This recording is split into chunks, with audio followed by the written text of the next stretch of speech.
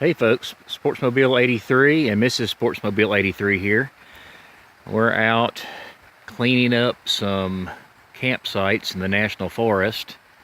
They're actually free campsites, but unfortunately there's people that bring their trash out and dump it, or camp and dump it everywhere. There was a big old pile of trash right down there. We just filled up about a 55-gallon drum liner bag full of garbage and diapers and cans and beer bottles. So that's what happens when people that just don't care get to camp. So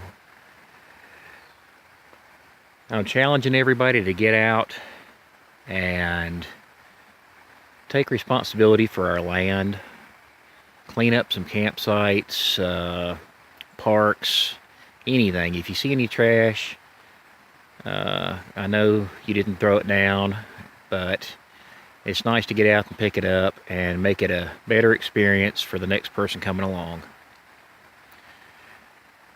So enjoy this view and a clean campsite.